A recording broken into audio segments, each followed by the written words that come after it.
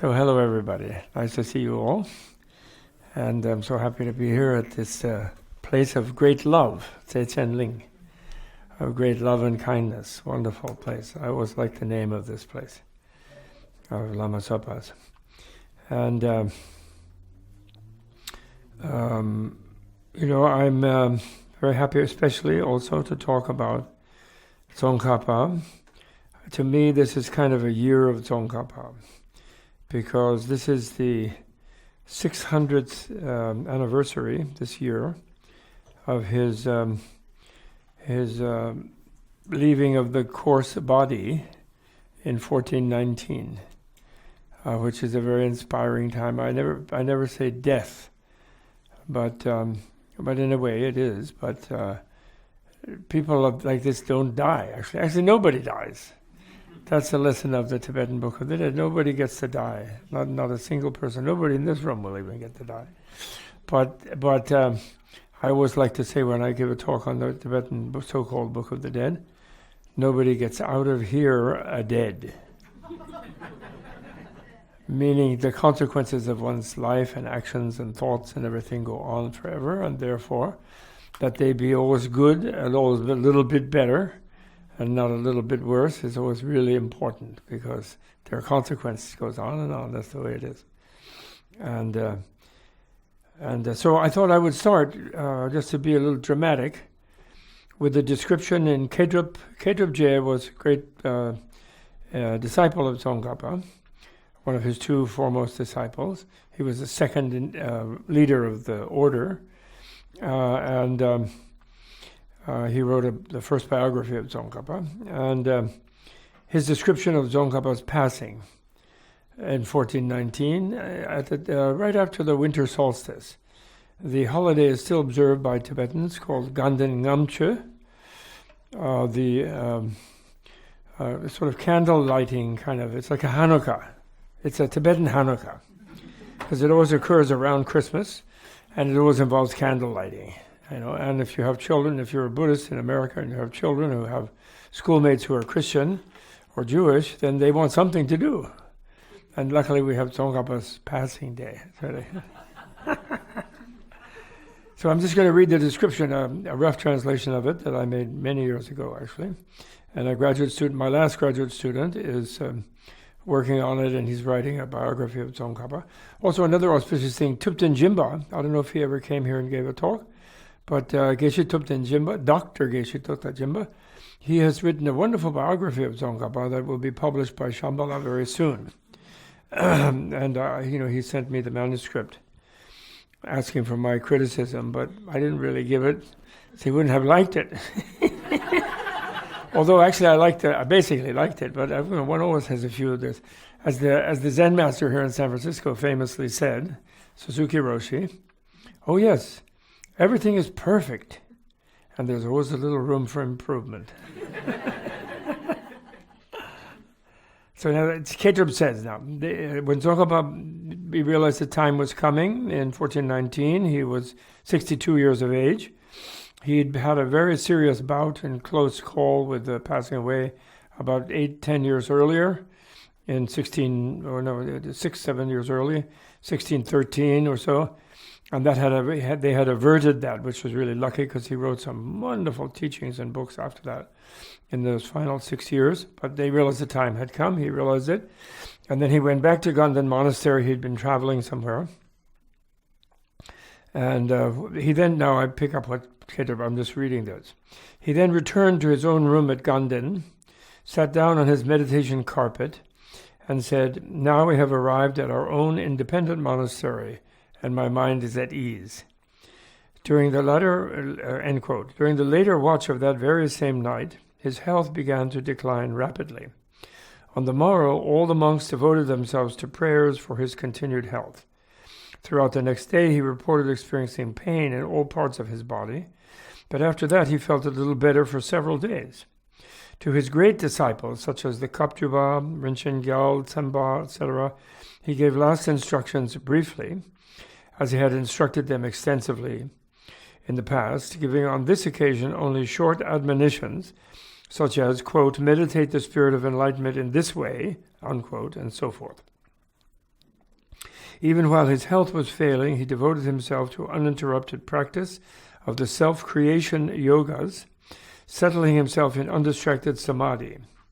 Late into the evening of the 20th of the month, he performed the offering worship of Bhagavan Chakrasambhara Mahasukha, Demchok, one of the 3 or 4 special chosen deities or patron deities that Tsongkhapa was devoted to, asking Buddha forms, asking for an empty skull cup in which he created the blessings of internal offerings.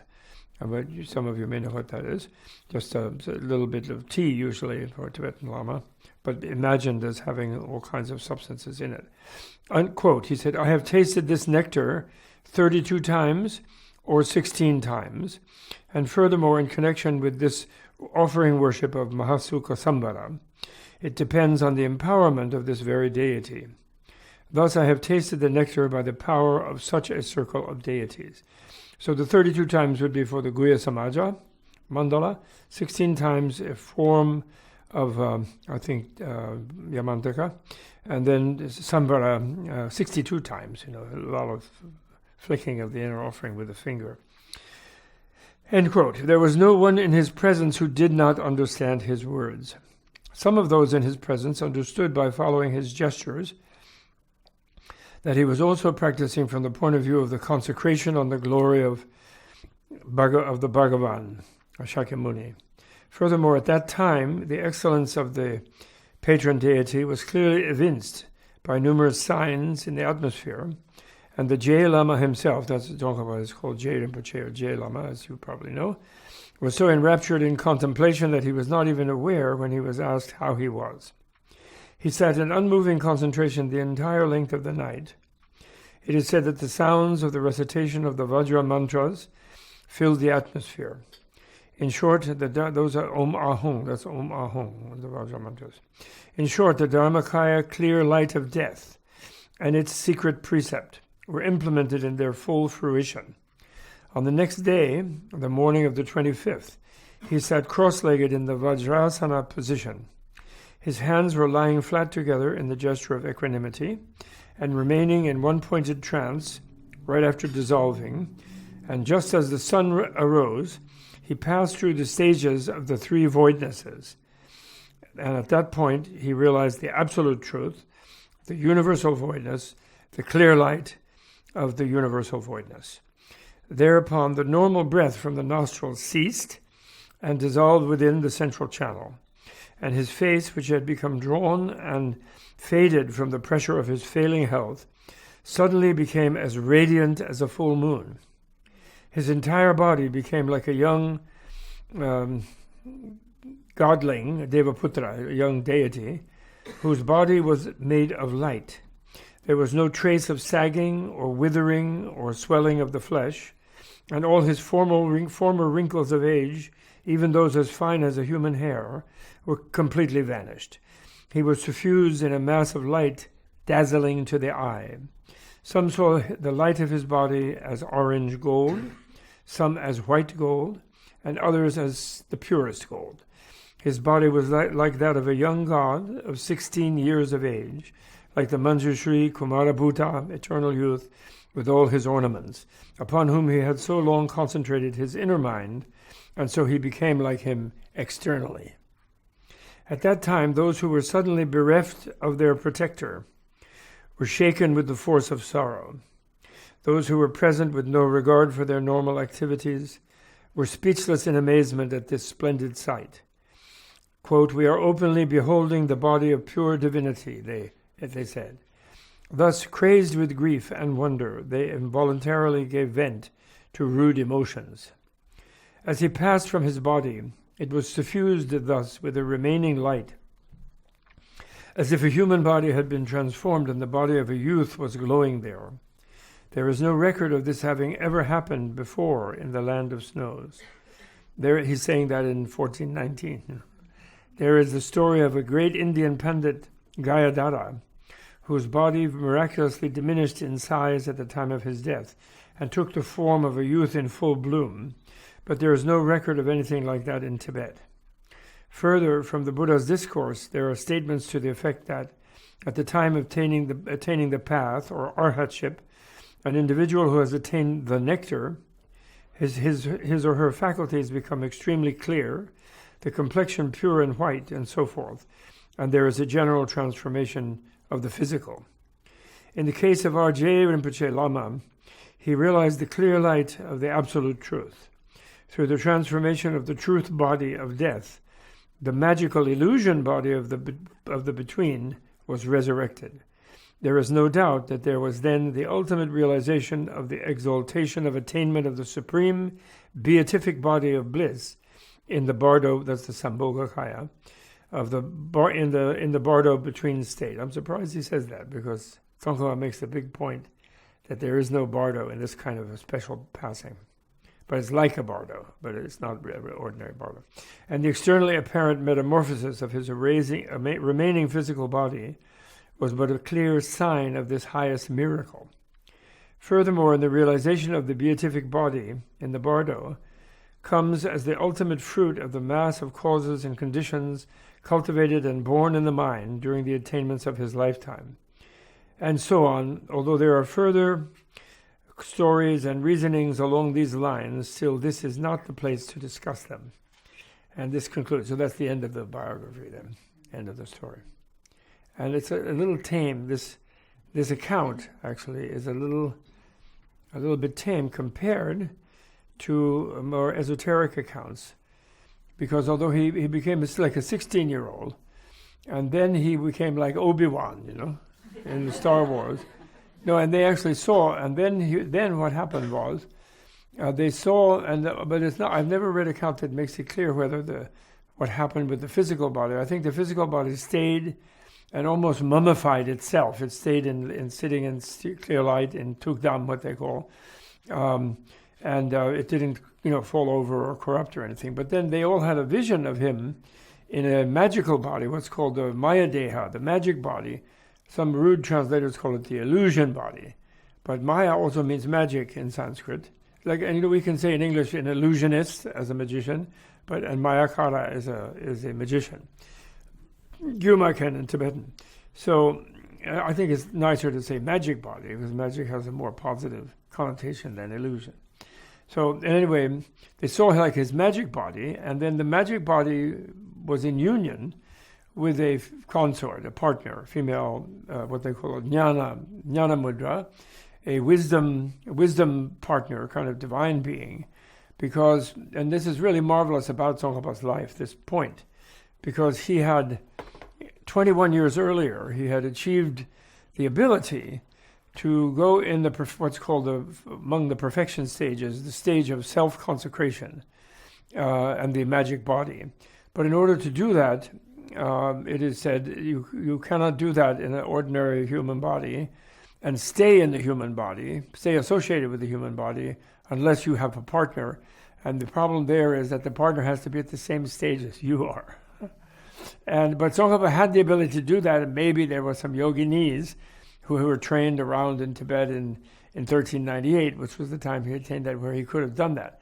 But he didn't do it because he had made a big fuss about 20 years earlier to renew the Vinaya of the monastics.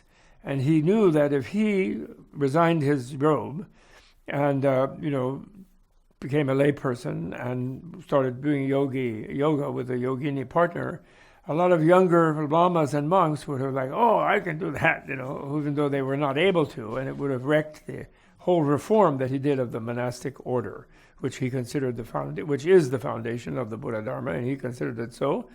And I'll talk later when I get to that was one of his major deeds. What he considered major deed was renewing the Vinaya at a time in Tibet when monks were kind of loosey-goosey, you could say, like they are nowadays in like Bhutan and Sikkim and certain parts of Nepal and certain parts of Tibet, where they're sort of monks, when they come and do a ritual, but then they have like some children and grandchildren in the backyard type of thing, and they have the occasional chang, barley beer, and things like that. So it was like that, and he did this big renewal. He got together all the Kagyus and the Sakyas and the Kadampas, who were the main monastic ones at his time.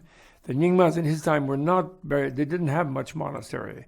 This is not really known, but the Nyingmas didn't have big monasteries really until the time of the fifth Dalai Lama in the 17th century, who built many big monasteries for them. And before that, they basically maintained themselves as lay people, in lay traditions. They were great lamas, but they were lay lamas, and they didn't have big monastic colleges. So that was some people I know who were some ex-monks that I know. I'm also an ex-monk, but I don't make any such excuse. I just was karma of being living in this barbarian Western land and being unable to maintain unlike being in Dharamsala or in Tibet, it was not so easy to remain that in the 60s. And but I know some other ex-monks who try to act like they left being a monk and they can be a monk and have a partner and so on. They can't. That's not possible. So now Tsongkhapa, at this time that he lived,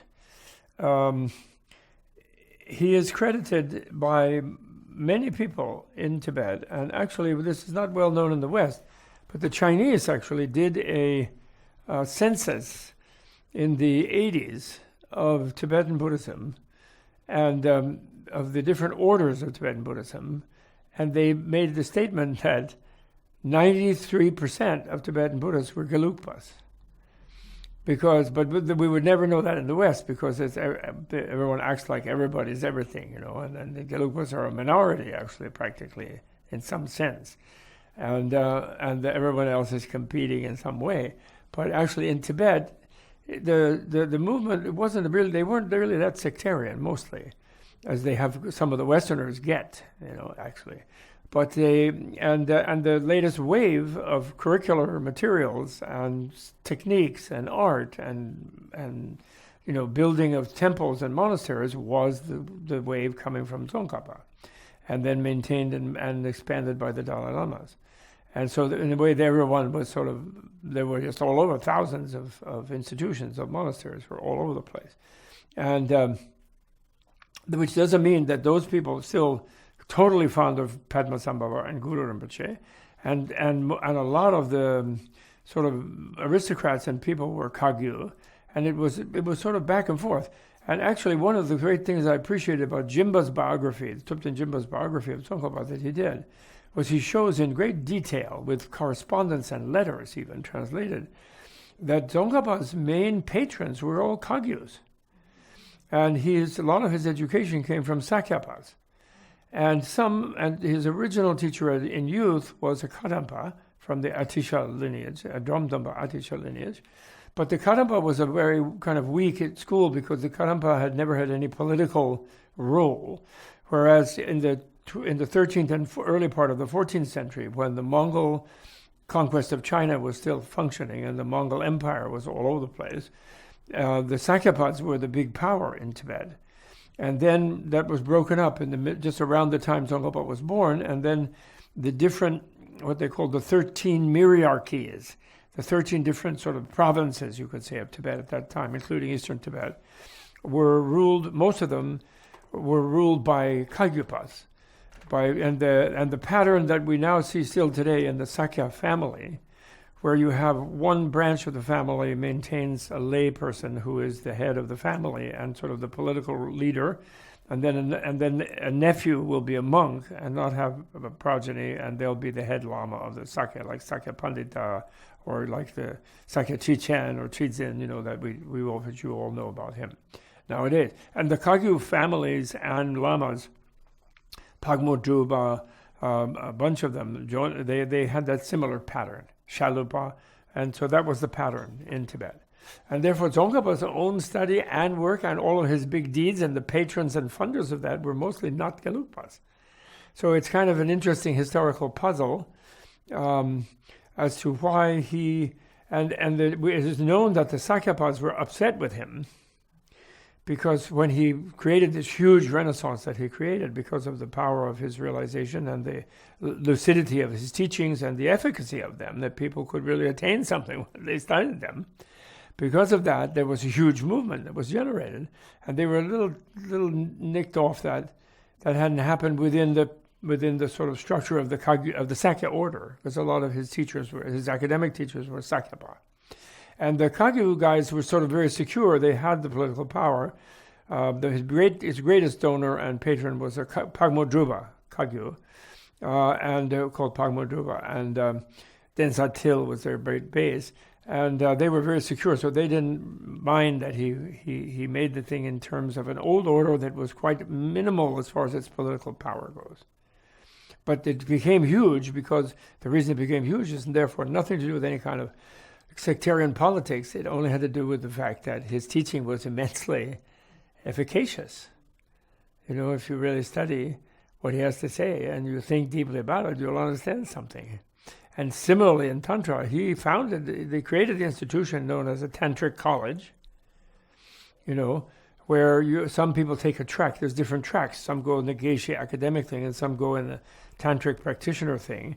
And because of starting that institution, then the monks in those big monasteries became very skilled at the rituals and the art forms and the mandalas and everything, making the mandalas of these different main Tantric deities, Buddha forms. And because they spent their life doing it, they learned to make those mandalas when they were little. They did not study the philosophical thing, but they had a special kind of like art curriculum. It was like the art school, the Tantric school was, and the meditation school. So far from the reputation that has been dished out around the U.S. and Europe and other places that Gelugpas all had their nose in a musty book, and they were sitting there debating about how many angels dance on the hair of a pin, like a medieval European scholastics. There is a bunch of that, but they also totally, intensified Tantric practice and so on.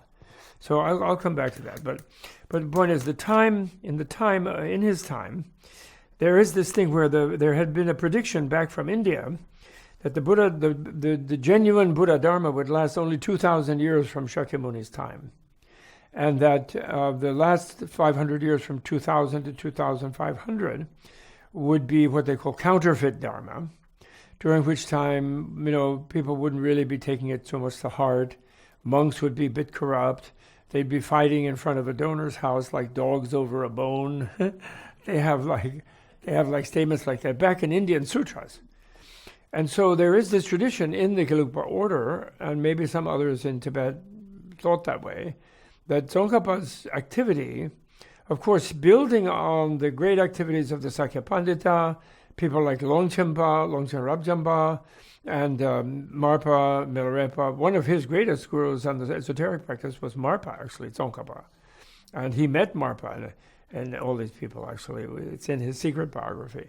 And but anyway, he was sort of a culmination of the process from what's called the later spread or later dissemination of Buddhism, beginning with Atisha, who influenced all the schools, not just the Karlampa one, but that different great people had been sort of trying to figure out all this huge, massive Indian texts and philosophies and meditation techniques and things and he kind of was culminated it all and pulled it all together.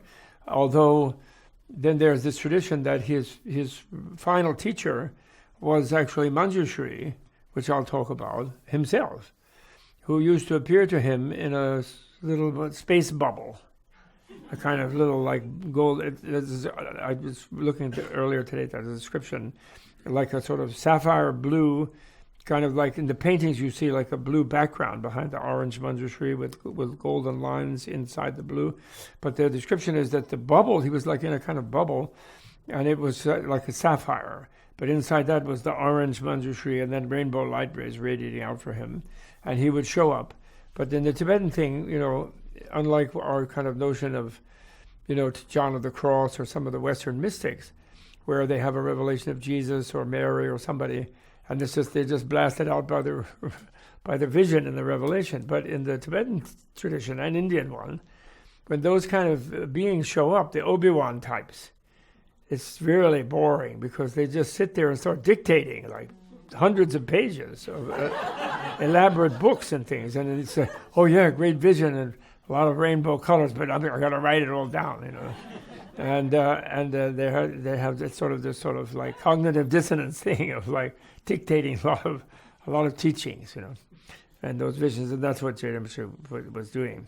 So anyway, so this was the thing. So the time was up in Tsongkhapa's time. That's about 2,000 years. Although in Kalachakra astronomy, they date Buddha around 900 before the Common Era, not in the 6th century. The sort of standard thing is that, mid 6th century to early 5th century, Buddha's dates. That has been the standard thing from Sri Lankan sources. And then lately, the Western scholars, the European ones, are desperately trying to push Buddha back down into near Ashoka, into the 4th century. They're hoping he'll finally catch up with Jesus, so then he won't be earlier than Jesus. They make a big fuss about. But Tibetans put him back. The Tibetan counting puts him back in the 9th century, which is possible. There's still people don't really know. Anyway, so that would have made even Atisha's time would have been the end of the Dharma, really. But anyway, in our usual mid-5th century and 6th century, 2000 would have been the end. So what you have is the idea, in the Vimalakirti Sutra. How many of you have ever looked at the Vimalakirti Sutra, the translation from Tibetan? That's my translation. That's a good one. Some of you have read that?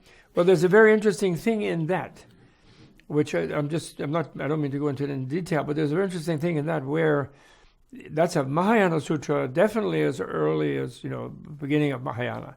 But first translation in Chinese is 170, and if you go back 200 years, then it puts it in the BCE centuries. And in that sutra, one of the main points of that sutra is that this world is Shakyamuni Buddha's Buddha land. And this is like a Sukhavati. This is like a land of bliss, like a heavenly one, like Amitabha. Amitabha and those guys, they operate like a really fancy, like super spa, up in the form realm, in the realm of pure form, in the Akanishta realm, what's called. They have a very cosmological location for it, and also all the other, more celestial Buddha lands. But the Vimalakirti makes a big argument that this is a Buddha land, and that the Buddha didn't leave. When a Buddha visits a place where there are human beings to be taught, and then to evolve by the education that is taught them, then the Buddha stays around, and when they leave their coarse body, which they do to teach impermanence, they're still present everywhere. And he makes that point, and he says this is the best Buddha land, better than those celestial ones, because and there's that scene in the Vimalakirti, if you haven't read it, where at one point Shariputra, who's getting a teachings in Vimalakirti's house in Vaishali, the town called Vaishali, the big city called Vaishali, he's worried about lunch, because he's a good monk. It's an arhat also, but Theravada, Hinayana type monk, and noon is approaching, and then he can't eat till the following dawn, and some of the other elder monks can't, and he's worried they're going to have the shakes, or they're going to be upset. So he thinks to his mind, where's lunch? And then Vimalakirti says, Shariputra, did you come here for teachings or for lunch? He says, it's typical, he's always teasing Shariputra. So then Shariputra says, for teaching, of course. I just was worried, though, because there's some elder people here. If they don't get lunch before noon, then blah, blah, blah. So then Vimalakirti creates a magical bodhisattva out of his own body, a second one, a golden one. And he says, you go to the incense universe beyond as many Buddha verses as there are grains of sand in 62 Ganges riverbed in the eastern direction. And you ask Sarvagandha Sugandha, that's the Buddha land called Sarvagandha Sugandha, and you ask the Buddha there, whose name is Sugandha Kuta, which means mountain of beautiful perfumes. You ask him for a little leftover from his rice, say that Vimalakirti wants that, and you bring back a few grains of rice. So then he does that, comes back, and then he multiplies that grain of rice and feeds thousands of people who are visiting in his house. It's kind of magical Mahayana stuff, sci-fi, very sci-fi. And so, but then when he goes there, those bodhisattvas who are in there, and they're in this land that's all perfumed, their bodies are perfumed, the trees are perfumed, the ground is perfumed, and they don't have a verbal teaching from the Buddha. The Buddha radiates Chanel number 5 or whatever. And then they get in samadhi. They have a samadhi, and they've been doing that for millennia, centuries. But guess what? They're bored. So they say to the Buddha, that Vimalakirti in that Saha universe, he must be really far out, sending the gopher over here for a little leftover. Can we go see him in that universe? We'd like to take a break and have a little like detour over there. And Buddha says, yeah, you can go ahead. But when you get there, don't wear your perfume bodies. If you go there in your perfume bodies, and the human beings will smell those, and they all go nuts because they're not used to that kind of exquisite smell. They'll just go crazy. So you have to make your bodies more coarse to go there. So anyway, I'm sorry I'm telling it in too much detail, but I just wanted to say that therefore, when they get there, they think they go, P.U., what a creepy place. It's terrible. People are sick, they smell, it's all solid matter, it's all awful. What kind of Buddha land is this? Who is Shakyamuni? He really is he needs a little infrastructure investment. And so then they talk to Vimalakirti, and then they ask him, what is the teaching here? And Vimalakirti says, oh, well, Buddha starts out, he says, well, that's hell, that's the Pretaloka, that's the animal realm, this is human realm. He goes on with, the Four Noble Truth type of suffering thing. Oh, that's terrible, they just think it's awful. And they tell that in our place we just sniff some perfume and then we're all cool. But then Vimalakirti says, no, but this is a better Buddha land. Because you guys can do a lot of samadhi, but you know something? You forget about suffering. You're like gods, and you're bodhisattvas, but you are bodhisattvas, but you're kind of like living in a godlike state. And so you forget about suffering beings, and you don't have the ability to develop your bodies of compassion, and so you can't develop your Buddha body, and you'll take a really long time to get to Buddhahood. Whereas here, there's a lot of struggle, human beings are vulnerable, and they have others they have to help out of compassion and so forth, so they can develop much more quickly. There's an argument like that, in other words. So in other words, I'm saying, although there is one kind of prediction that it's Kali Yuga, a dark age, that the Dharma is petering out, on the other hand, in a Mahayana type, Vimalakirti type vision, this is definitely all happening by Buddha. We're still in the hands of Shakyamuni. This is Shakyamuni's place. And really we don't have any excuse if we really begin to see that it's up to us, to do what we want to do. But although human beings basically feel, well, I'll meditate later, first I have to make $1 billion or something. That everyone has excuses not to really deal with it. I'll control my temper next time, and this time I'm going to get mad so I can win this fight, and so on. But that's not understanding that Mahayana view that this, and then of course that Mahayana view culminates in the Kala Chakra idea that we're evolving towards Shambhala, and that Shakyamuni is Kala Chakra, and he the time machine. And this time is a machine. It's a compassion machine, actually. Very unusual vision in spiritual traditions. That time is unfolding out of compassion. It's not just impermanence and scary, like in the Bhagavad Gita, destructive impermanence. Time is the space of experience within which we can become enlightened. And Buddha is helping us to the max. He has to, because as a bodhisattva, he promised not to be Buddha until we're all Buddha, and then he shattered the being trapped in time, and then our future moments of Buddhahood are present to him. So he didn't break his bodhisattva vow, but then to make them come as fast as possible for us, his compassion is active, if you follow my reasoning. So therefore, we're in the hands of dear old Shakyamuni. And it took me 50 years of study to realize one thing. The word parinirvana, those of you who are Buddhist students, right? Well, how is it always translated by everybody? Final nirvana. And then people will, especially scholars, Buddha died. They go on about it. But pari doesn't mean final. It's not a temporal word. Pari means complete or thorough. Yongsu in Tibetan, Yongsu nyangan dewa. So it means thorough nirvana, meaning spreading nirvana everywhere, or being every place, because when you get enlightened, you are everywhere. Your Dharmakaya is everything. So poor Buddha, his Dharmakaya is right here on Jewel Street. It has to be. He can't abandon any of us, because he has to maximize and optimize the time we take from being whatever worm we were during 2,500 years ago in Bodh Gaya, when he attained enlightenment, and to becoming Buddhas ourselves. He's responsible.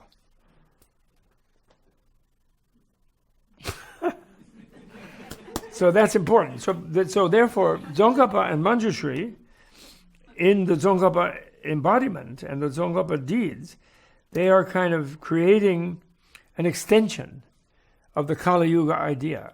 So they're making the Dharma last for another 500 years, and as a genuine Dharma, at least in one place on earth. I think in most of the places where Buddhism had been, right, it was already destroyed in India by this time, and there was stuff going on in East Asia. But, basically in East Asia, Buddhism was always only countercultural, because the rulers and their militaries were always in charge, and they never let it grow too much. They would purge it back when the monasteries got too popular and there was too much land devoted to the monks and too much free lunch. They didn't have the free lunch attitude like they did in India, in East Asia. If you know Confucius and things, the idea of somebody just dropping out to meditate and attain enlightenment, no way.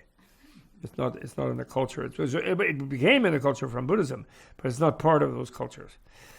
So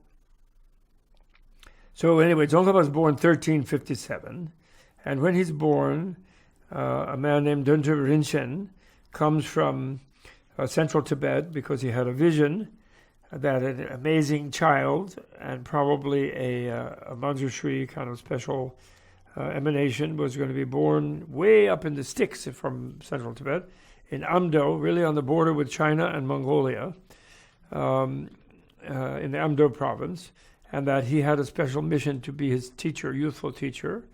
And even he was told in a vision the name, he should give him Sumatikirti, Sanskrit name. Sumatikirti means famous one of good heart. The famous good-hearted person is what Sumatikirti means. And Sumatikirti had been an important Pandit and tantric teacher in Kashmir in the 10th, around the time of Tsongkhapa, and a great scholar of the Chakrasambhara Tantra, and generally a great master. And he was to be given that name. Losam Drakpa in Tibetan is the translation of Sumatikirti, and which is one of Dalai Lama's names, right? You know the Dalai Lama mantra, right? Om Ahom Bhajaguru. So then if you look at the planetary, see, I'm telling you this because I see Tsongkhapa. I follow the theory of Rupert Sheldrake. I expand it, of called morphogenetic resonance, that human beings are like a bunch of swans or geese, and that the patterns in our brains radiate by osmosis, morphogenetically, in others' brains, even without words, even without direct communication, which is now available in Western culture, in American culture, particularly since the 60s, in what we call vibes. Good vibes and bad vibes, which we all know exist. We know that in California, I think there's a land of good vibes. I hope usually, and so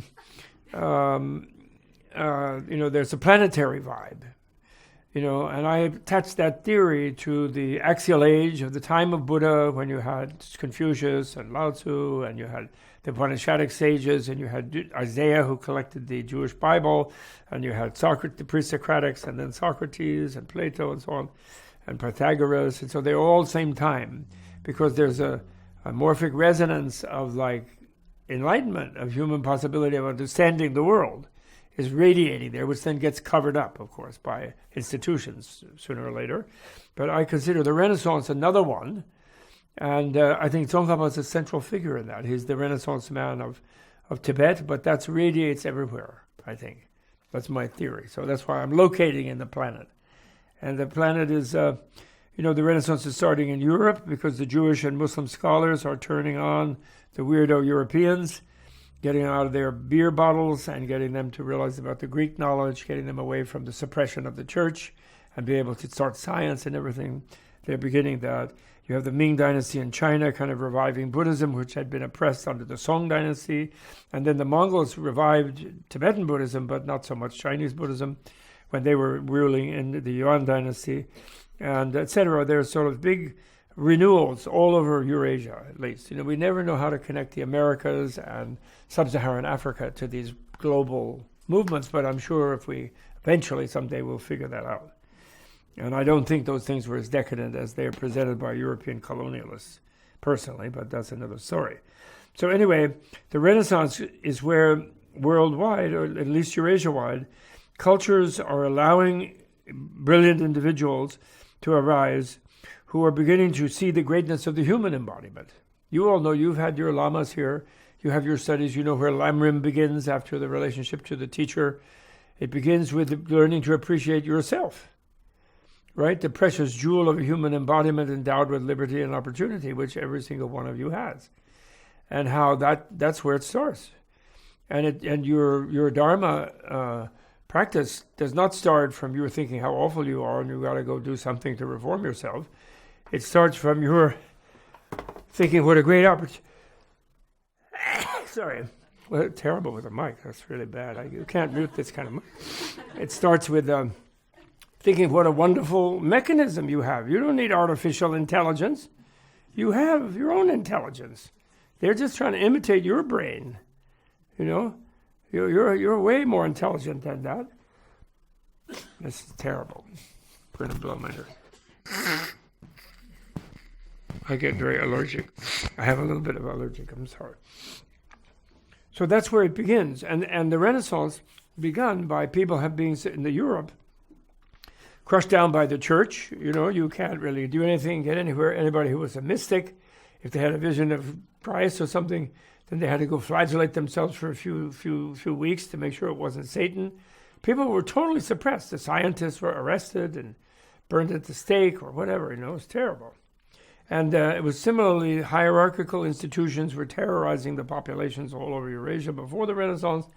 Then the ultimate terrorists, the Mongols, blasted Eurasia open, and knowledge and trade and diseases, unfortunately, also could go back and forth, as they had in earlier times, and the Dark Ages were over. So that is what Tsongkhapa did. Tsongkhapa, it's a simultaneous thing. He went back to the great Axial Age teacher, that's Shakyamuni, and India kept that teaching alive without a Dark Age for 1,500 years, and the great Indian masters, the 3,600 great works in the Tenjur, and many thousands more, actually, before the Muslims burned down the Buddhist monastic libraries in India. And so Tsongkhapa goes back to that, and at the same time he affirms our own ability to attain, which people had, oh, well, it's a Dark Age, you know, like, let's have a beer, you know. Oh, well, we can't really do it. It was like that idea of, like, you know, it's like in the West. The Republicans are waiting for the second coming before they're going to shape up. And because, you know, they can't behave like Jesus, imitatio Christi, they can't do like that because he's gone, he's not here. So, you know, the dark forces are out there, and so they're going to just arm themselves and go into their gated compounds. And then they might try to be spiritual when he shows up after killing everybody who doesn't agree with them. And that's the way people are when they think the founder is long gone. So what Tsongkhapa's whole movement is it's right here. Here's Shakyamuni. It's up to you to make use of the methods with which you can find your happiness. That's what it's about. That's what his greatness was, you know. And I'll show you in detail. And therefore, whether he's the main spark plug of it, which I think, but you could say Dogen in Japan, or, you know, you could say pick up anybody in Petrarch, you know, Leonardo. You could pick anybody. And they're all resonating with each other. And they're saying, no, we humans can do something. We can find beauty. We can find enlightenment. We can understand the world. We don't have to be pushed around by a bunch of weird, old, bigoted, you know, Republican cardinals. So now, in Tibet, Khedrup Je talks about, so therefore the worst thing there was the mass of men leading lives of quiet desperation, in Thoreau's famous phrase, in Tibet, by thinking that Dharma is kind of over, you know, and then different aristocratic warlords are fighting each other fairly frequently. Once the Mongols left, there's no sort of single power in Tibet at this time, although the Kagyu myriarchs are the sort of strongest, but there's a bunch of them and they occasionally conflict each other. And so that's the first thing. That's the obstacle that happened to Tsongkhapa as a sort of Renaissance man. And, Mongol Empire and Sakya hegemony had collapsed. Kagyus were ascended in the 13 Miryarchas. The Sakyas were still powerful scholastically. The Kadampas were marginalized. And the non-monastic Nyingmas were prevalent among the laity. And things were kind of, because Tibetans are very competitive, and when they're not unified around something, they tend to struggle. The lay people do, the aristocrats. Then women are, of course, still marginalized, and nuns are few and poor. And the bhikshuni, full bhikshuni ordination never reached Tibet, was their excuse. And so they were only novices. And so that's always a bad thing in a society. Then the decay, but he doesn't mention that much, Ketra, because he takes it, that's just the way it is, The decay of, Ketra mentions the decay of Vinaya monastic mendicant rule and practice was very much present and evident. And then one thing that he makes a big fuss about, there was a strong mutual contempt between the sort of yogi, not just Nyingma yogis, but any yogis, who were like not into scholastics. They may have had a sort of undergraduate education as a scholastic, but they were really into caves and long meditations and things like that. And the scholastics ones who were lifelong monastics in the monastic colleges. And this connected to a sense of someone, if they were a very strong philosopher in the Sutrayana or the Prajnaparamita level of study, or what they call, the philosophical study, they thought Tantra was kind of crazy, and the Tantrics thought that the people doing the text were crazy, and that it was, you did one or the other or something. They had an attitude like that, which was going on at the time Tsongkhapa came on the scene. And within Tantra, importantly, and this you find very much addressed by Tsongkhapa in his Ngagrim Chemo, his great stages of the mantric path, where a lot of even the yogi and tantric practitioners were disgusted with what's called the creation. I call the creation stage. I think you mostly know it as generation stage. In other words, the visualizing and the ritual and the making of the mandala, that sort of part. And the more people wanted to get right into sort of Dzogchen or Mahamudra, or jump straight into Shunyata, or have the magic body, or have a rainbow body. I mean, they had no patience. What is this? I have to sit and memorize the architecture of a mandala palace with like 200 beams going around, and this kind of floor, and those kind of ornaments on the wall, and 32 other deities inside sitting on lotus cushions, and et cetera, blah, blah, blah. It's a tremendous amount of detail. And then my own body, I have like 24 arms, and my fingers are painted different colors, et cetera, et cetera. So people were very impatient with all of that. And they were thinking, people who do that, they're just like just a bunch of mumbo-jumbo people. And I'm going straight into it, just sky yoga, that kind of thing. And that was a big problem, actually, because you can't really do the sky yoga well unless you've already reconstructed the world imaginatively in some way. So these were the big obstacles that he confronted. And now in the context of those, Tsongkhapa himself, by his mid-20s, actually he was initiated in the Yamantaka Mandala at the age of 4, around the time he was made a monk. And he did a retreat and was given what's called a self-initiation at 7. And it said he did a short version of the self-initiation every day all of his life since then, especially of Yamantaka, which relates very much with Manjushri. And it's like Guhya Samaja otherwise, they're very similar, but it's Guhya Samaja in a kind of a monster suit or something like that, you could say. But it's otherwise really similar. It's a father tantra, and it's like Guhya Samaja. And so he was a prodigy, and he naturally learned to read. They didn't have to teach him, etc. So he was a child prodigy. But still, by mid-20s, he was writing his own amazing works. He was matchless in debate. He had experiences that were known by people, like in one Sakya monastery when they were reading logic, Pramana, Dharmakirti's work. He went into trance for 3 days, and they did that. He was so intense and so quiet that they decided to leave him, and he stayed for 2 or 3 days till someone finally said, "You better go have a bite." And so he was sort of really known as highly attained already in his mid-20s, and mastering, memorizing and mastering everything, But then a funny thing happened to him. There was a Lama called Umapa, who was also Eastern Tibetan from Amdo, and a real hayseed. He was illiterate. He was a yak herder, and one day he was out in the field tending his yaks, and he heard a sound like a freight train going by, which of course he didn't know what a freight train was, but a roaring sound like that, and he passed out. And when he woke up, Manjushri was there in his little bubble ship, and started talking to him, and he was always present to him from then on, forever, in his life, this Umapa. So then Manjushri said, now that you're a medium of mine, you go to such and such a you hand the axe back to your relatives, you go to such and such monasteries, you learn to read and write, you study basic books, blah, blah, blah. Then after he did that for a while, he said, now you go to central Tibet, you go find Tsongkhapa, I want you to be my channel to teach Tsongkhapa.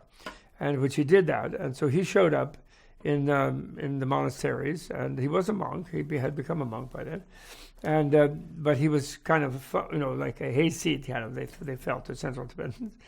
But not Tsongkhapa. Tsongkhapa immediately loved him. It was like Rumi and Shamsi Tabriz. It was like he was a mystic partner of Tsongkhapa. And Tsongkhapa pretty got wind of the fact that he could consult directly with Manjushri. And he couldn't see Manjushri himself, Tsongkhapa, at that time, but he got wind that Umapa could. And so then he started going off with Umapa in little retreats. And he would ask Umapa questions, who would then ask Manjushri and then give him the answers. And this went on for some time. And it was created a kind of uproar in the Tsongkhapa circle of teachers and fellow students that in his 20, he'd already written, as I say, this book. He was almost coming up in almost 30. And he was highly sought after as a teacher already.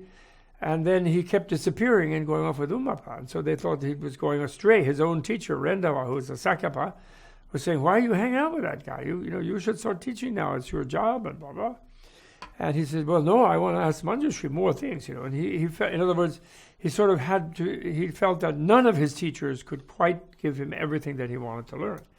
And Manjushri somehow was there at the moment, And then finally Manjushri said to him, he got annoyed with him, and Manjushri used to scold him. Then Rumapa said, well, I can't stay with you forever, and also it upsets all your friends and the people, so I probably will have to leave, Manjushri tells me. So before that, I have to teach you how you can see him yourself. And he gives him some teachings, and he does a little retreat and meditating, and then actually he can see Manjushri himself, and he starts asking questions directly, and then basically Umapa goes home, goes back to the east after a while. And then Manjushri starts scolding Tsongkhapa, of course, and he says, finally he gets really fed up with him, and he says, how's your Madhyamaka view? And Tsongkhapa says, well, I think it's coming along. And, no, it isn't. You're just nihilist.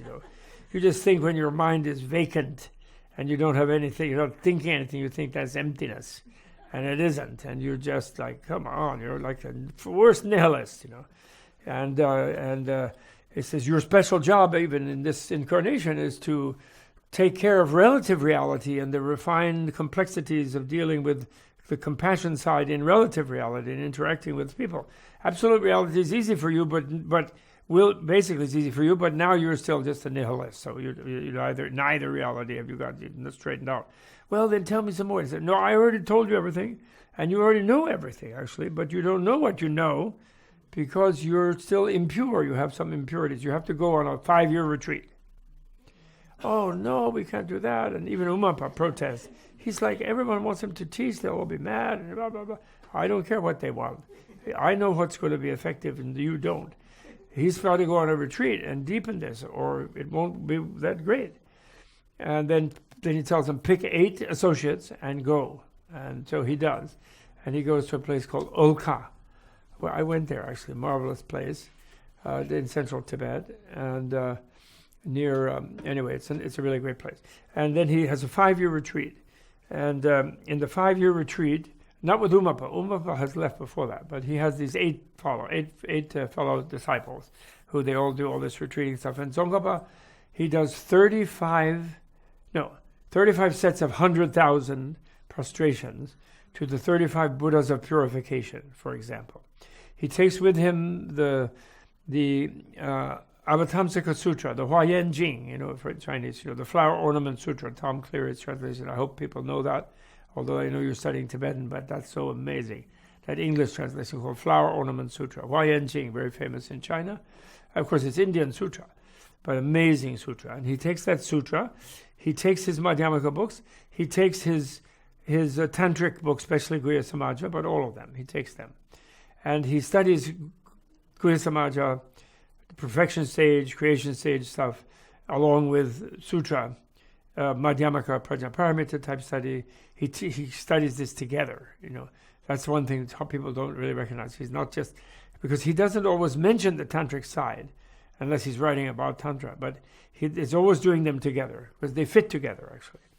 And I saw the stone, supposedly, where he makes the 100,000 or million mandalas, which they from offering the mandalas with the offering one, where you put some seed, you rub it like that, and then you chant the thing, and then you put some seeds on a little silver thing in a dharma wheel, then you take it apart and do it again.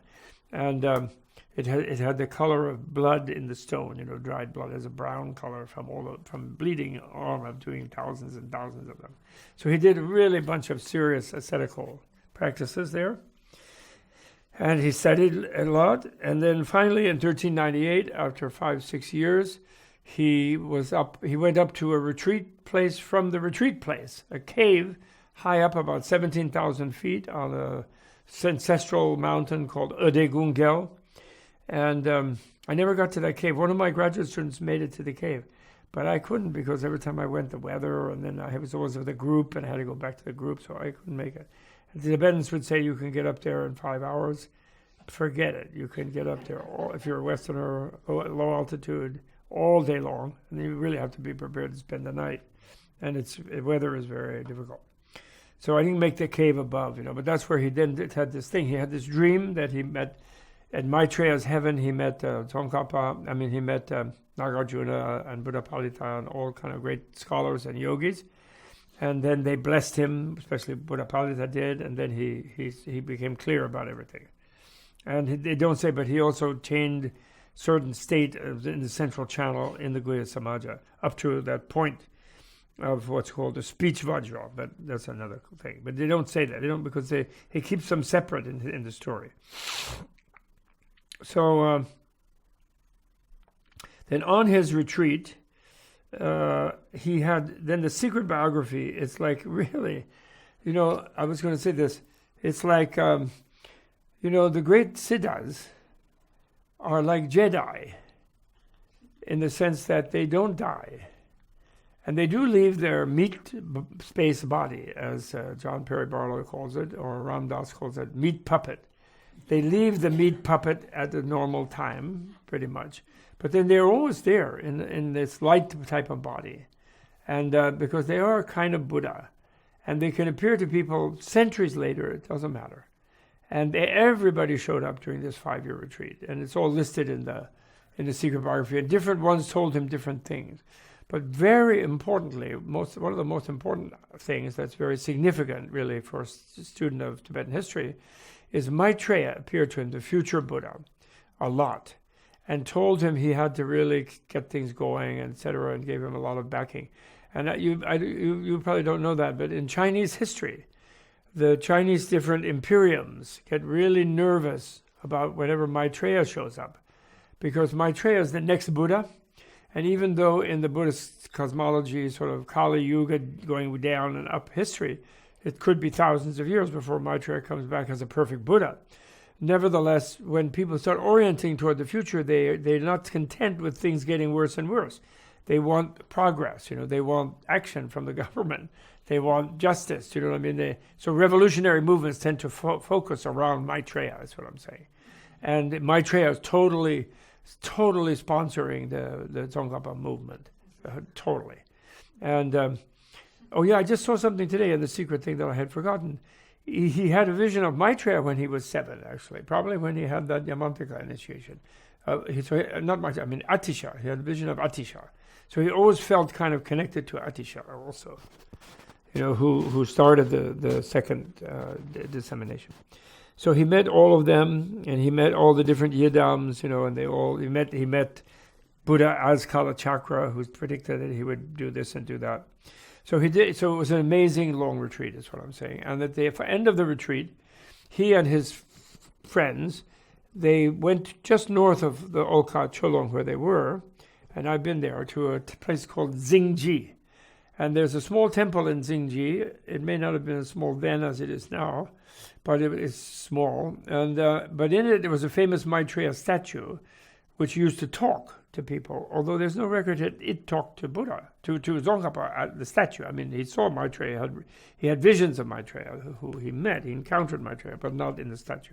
But anyway, they got all upset that it was fallen on hard times, and they did some pujas to wealth deities, and then a bunch of nomads showed up with gold, gave them funds to hire artists, and then a bunch of artists showed up. It was all very auspicious, and they made a big, long Maitreya festival at Xingji.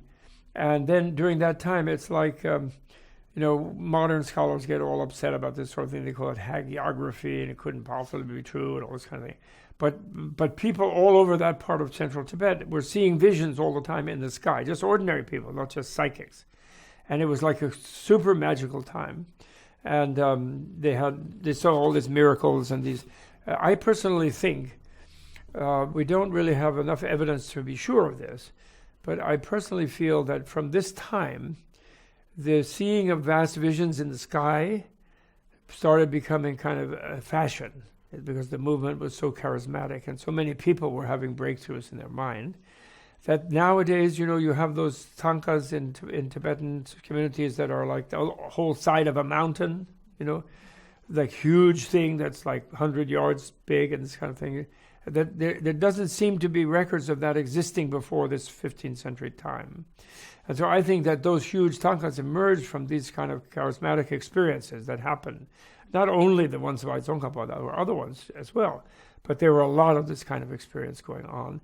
And so much so that a famous Nyingma / Kadam guy called Lojak Kenshin Namka Gyaltsen, he saw these things in the sky, and he realized, there's a big implosion going on over in Xingji, and he came over, he was elderly, he sent a messenger over, and then invited Tsongkhapa and his friends to come over, because they were finished their retreat, so they went over, and then when His Holiness the Dalai Lama's senior tutor used to hear his name, Lojak Kenshin, he would go like this. Oh, he's in such a debt of gratitude, he would say. Because Tsongkhapa and the 8 guys, they were so gung-ho about, and they're having visions of Shakyamuni too all the time. They wanted to go to India, to Bodh Gaya, and they wanted to go do pilgrims in India. But at that time in India, around 1400, there were just Muslims there, and there was nothing going on in Bodh Gaya. And they would get sick. And Lojak Kenshin said, don't do that. And Lojak Kenshin was famous because when he gave teachings to people, they saw him as Vajrapani. He would turn into Vajrapani, turn blue and growl. and then teach them, and they would take it really seriously. So, and when Tsongkhapa took teachings from him, which he did, he saw him as Vajrapani, and then he asked Tsongkhapa for teachings, and he would see Tsongkhapa as Manjushri, they say. Tsongkhapa would turn into Manjushri to teach him. So they had an amazing thing.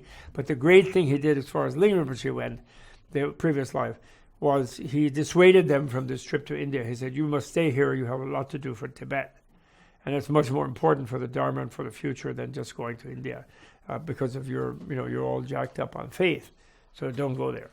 So then they agreed with that, and they stayed. And then their later lamas who know the whole story are very grateful to Lojak Kenshin. And he's reincarnated as someone called the Lelung Rinpoche. There's an incarnation tradition of that person who lives in England nowadays.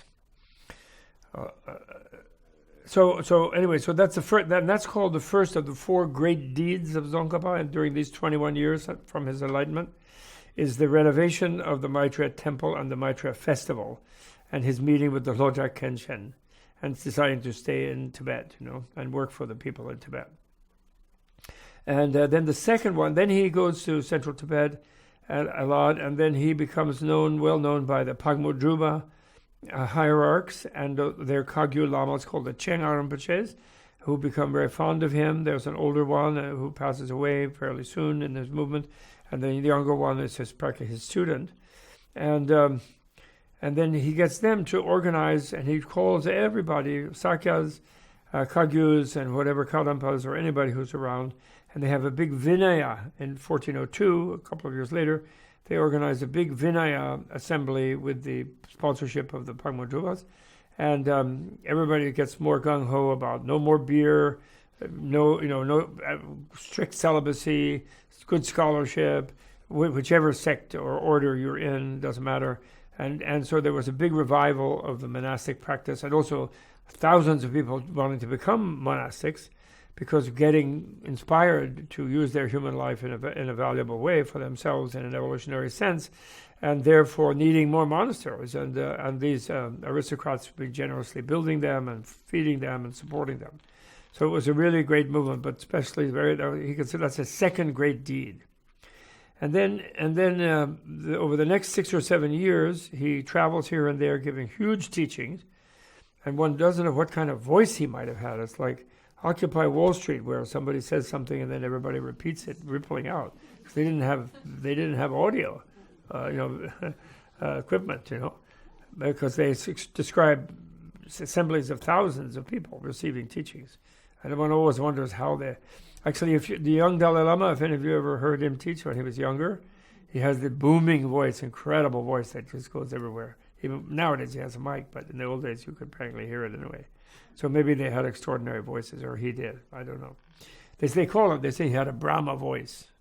That's a God voice, So, but then he was being urged by all of them to build a monastery of his own, which he didn't want to do because he thought of himself as following the Kadampas, and actually had a big inspiration in Radeng, which had been the home seat of the Kadampas after Atisha, founded by Dromdamba in north of Lhasa, now near lake, one lake up there, and that's where he spent time writing Lamrim Chemo, and constantly he was like talking to Atisha all the time, and in scholarship. His whole thing was, there's two main things that he did, I think you could say. He really hit the non-duality thing powerfully. And Manjushri had told him that his special mission was to intensify attention on the relative reality, actually. Not just get carried away in emptiness, let's go. Of course, there's the direct results of emptiness, he certainly had. But that's the way, that's not complicated, although it takes an effort to achieve it. To get to a visceral achievement of selflessness or emptiness, of course, is huge. But it's not complex in the same way. What is complex is how to use the relative reality to help others learn that, or even use it to learn it yourself. So therefore, reasoning, the final union of reasoning with transcendentalism, that reason is critical to realizing emptiness, in fact, and inference is critical to the non-conceptual. So the accurate conceptual understanding of the philosophy of emptiness is critical to developing the non-conceptual one-pointed union of shamatha and vipassana and realizing emptiness. So he was really radical about that, and part of that radicality had to do with the fact that space-like equipoise samadhi, I don't know how much you all have studied of all of this, but some of you have, I'm sure. You know that the way you look for emptiness, the way you study emptiness is you don't think about some emptiness. You look at how full you think things are. You don't think about selflessness, you look for yourself. And it's only the not finding of a self that fits the definition of what an intrinsically real self would be, or the not finding of an object that fits the definition of what a non-empty object, an object based in its own intrinsic substance, and therefore not empty of some essence that's really the object. The not finding of those things are where you then come to experience of emptiness. You become experience of the self. And in the early stages of that experience, you have what's called a space-like equipoised samadhi, where in a way you disappear. And that they make a big fuss about warning you. All the Indian texts and Tibetans are even better than the Indian texts about that. And they warn you that when you have this space-like, where you disappear into this sort of space-like state, that's not the ultimate, that's not the absolute reality. Because emptiness is also empty. So when you're looking for the thing and you fail to find it, it seems that it's empty. But then you say, well, but what is this emptiness? You don't say it at that point because you're not thinking in words at that point. But you have a momentum of analysis, of vipassana, Lagtong, they call it in Tibetan, of penetrating insight.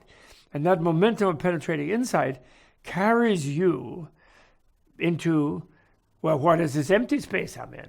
Is it up? Is there up, down, east, west, north, south, from former moment or later moment, the moment when I first got into it and some later time after it? In other words, your mind starts penetrating the state of feeling free.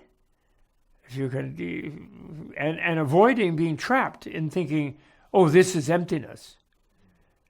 Because remember, matter is emptiness. It doesn't say emptiness is emptiness. It says matter is emptiness, and emptiness is matter. And emptiness is empty, actually. Emptiness is not emptiness, but emptiness is empty of being emptiness itself. So the Tsongkhapa really got that well.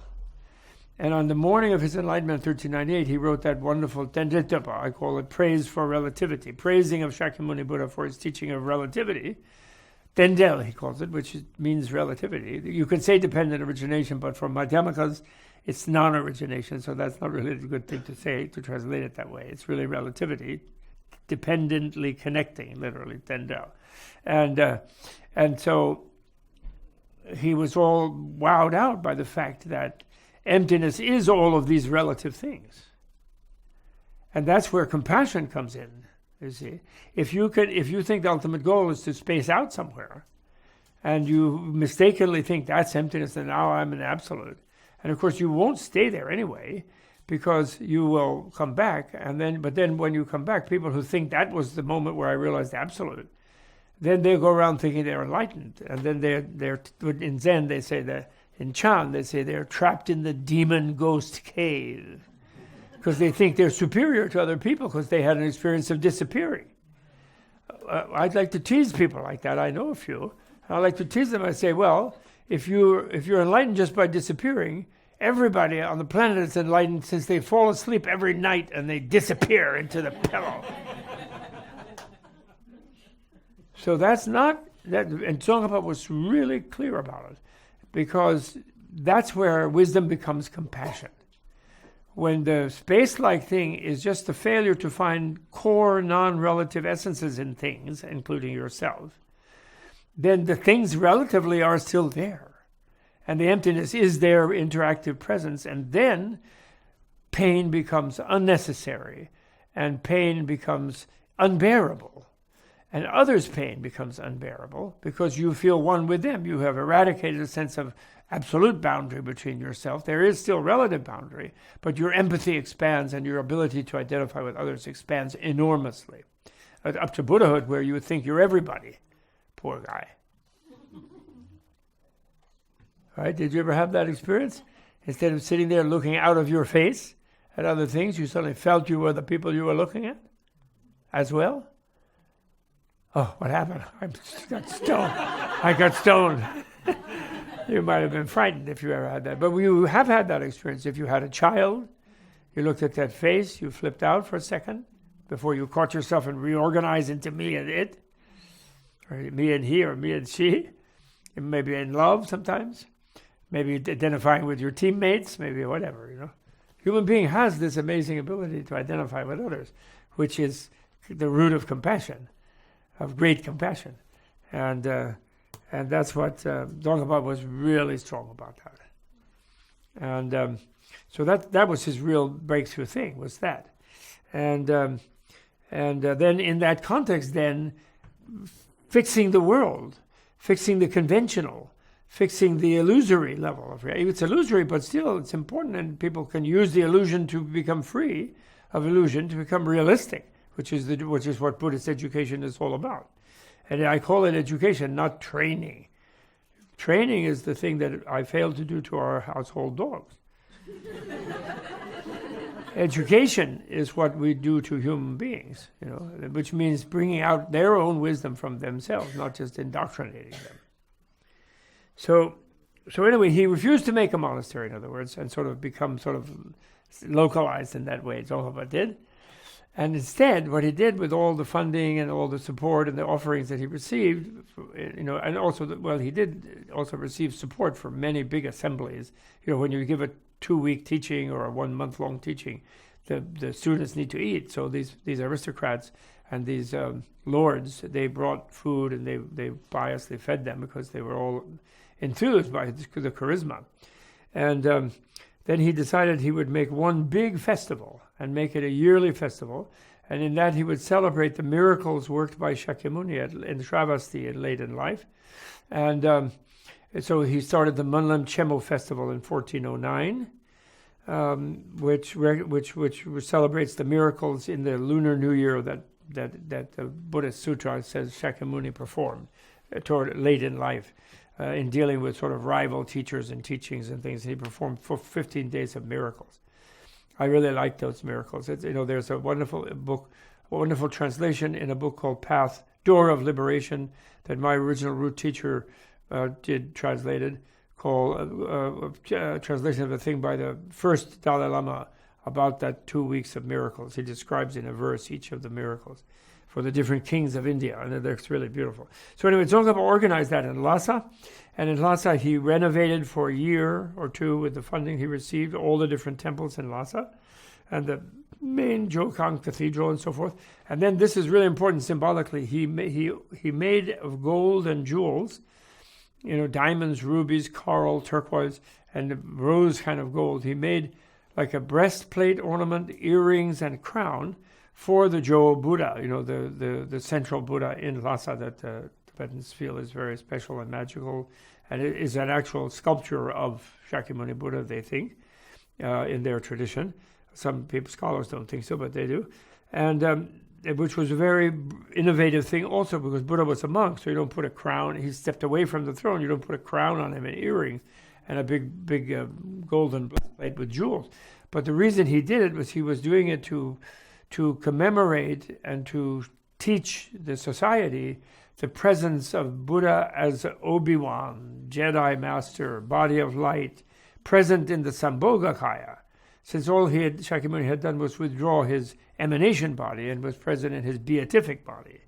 So those are the celestial deity or divinity ornaments that he gave, and that's his, and that from that derives what I call the essence of Tibetan, advanced Tibetan culture, which is millennial consciousness.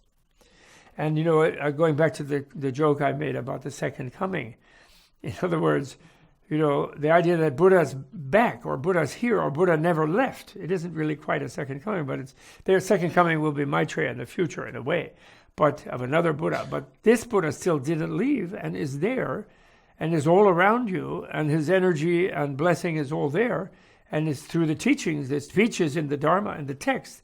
And if you learn them and you realize their meanings and put them into practice, then it's just as good as if Shakyamuni was there and you were there back in Shakyamuni's time. This was the intensity of this millennial consciousness. If you think about in Western eschatology or apocalypticism, if you think of they talk about the New Jerusalem, and then, well, what do people do once there is the New Jerusalem? Are they going to be nice? Are they still going to be Republicans and have the NRA and what? I don't think so. Then, land of milk and honey, but then what are they going to do? Are they going to meditate? Are they going to meet God or the angels or what? Nobody considers that thing. But in a way, in Tibet, this is the essence of why Tibet became so amazingly spiritualized, and why from this time there was this enormous acceleration of monastery building, so that by the 20th century you had over 6,000 monasteries, and perhaps a fifth of the population being monastic, male and female monastic, or mendicant, basically. And because of the small population and the large steppe, or not such a big agricultural area, but it's a large steppe for sort of milk products and meat products, there was never any famine, and there was plenty of food. There was quite wealthy. Tibet was not poor, actually. That article in Time magazine that paragraph in there about how miserable they were is pure Chinese propaganda, that guy, Campbell. Otherwise, I like the picture. But the other parts of his article were not so bad, but that one paragraph was really wrong, because except when some foreign army is there taking away the food, or it's a bunch of starving communists from Sichuan, they're taking the food away, Tibet never had famines. The rich and poor division was not that huge at all. That's why they had to. They ended up when they had to have in Eastern Tibet. You could read accounts when they had to have quotas of class struggle and who are the oppressors and the landlords. They were taking basically farmers who were not that rich than anybody else, and then saying these are the bad landlords, and then you kind of sharecroppers have to come and beat them up. I mean, there wasn't big class division, in other words. It wasn't as huge. And then that guy talks about aristocrats, but there was like only like 120 aristocratic families, mostly living in Lhasa by that time, and absentee owning their land holdings. But it wasn't a big problem, actually. Anyway, he did Monlam Chemo, and then he started this millennial consciousness, basically. And then 3 huge monasteries were built right around Lhasa. The population of the monastery is more than the population of the town, if you get the kind of movement that was going on. And then the Dalai Lama started building them all over the place.